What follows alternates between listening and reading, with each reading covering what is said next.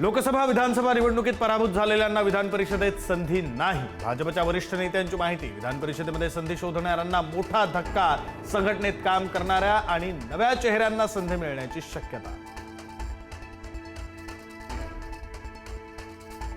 अजित पवारांच्या निधनानंतर कुटुंबामध्ये जबाबदाऱ्यांचं वाटप निश्चित। सुनेत्रा पवार राज्यभर फिरणार। खासदार पार्थ पवारांकडे दिल्ली आणि मुंबईची जबाबदारी, तर जय पवार सांभाळणार बारामती आणि पुणे ग्रामीणचा कारभार।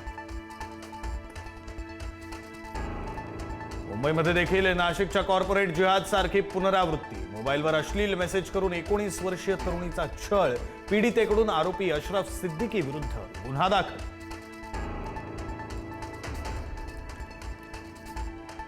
बंधू अशोक खरातला आज पुन्हा कोर्टात केलं जाणार हजर। 6व्या गुन्ह्याच्या सखोल तपासासाठी पोलिसांकडून होणार कोठडीची मागणी। सुनावणी दरम्यान तपासातील महत्त्वाचे मुद्दे कोर्टात मांडले जाण्याची शक्यता।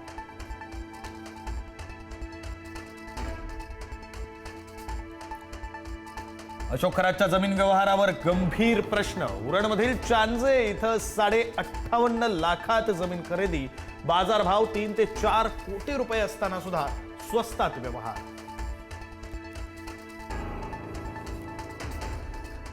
बंधू खरातचा मुलगा हर्षवर्धन खरातची SIT कडून पुन्हा चौकशी। आई कल्पना खरात बाबत माहिती मिळवण्यासाठी चौकशी। खरातच्या आर्थिक व्यवहारांबाबतही कसून तपास।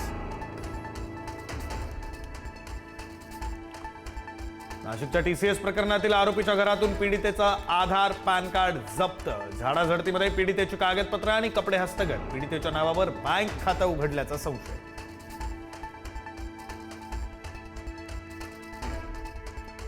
नाशिकच्या TCS कंपनीतील लैंगिक अत्याचार आणि धर्मांतर प्रकरणातील 4 आरोपींचा नाशिक पोलिसांनी थेट कारागृहातून घेतला ताबा। सर्व आरोपींना न्यायालयात हजर केलं जाणार। आरोपींच्या पोलीस कोठडीची मागणी केली जाणार।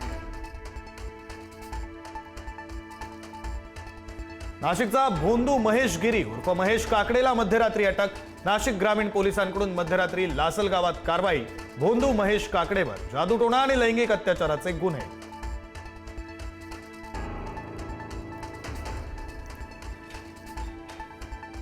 नेस्को ड्रग्ज प्रकरणामध्ये फिल्म इंडस्ट्री कनेक्शन समोर। अटक झालेल्या जिया जेकबचं अनेक मालिकांमध्ये काम। जियाच्या बँक खात्यावर लाखोंचे ट्रान्झॅक्शन्स।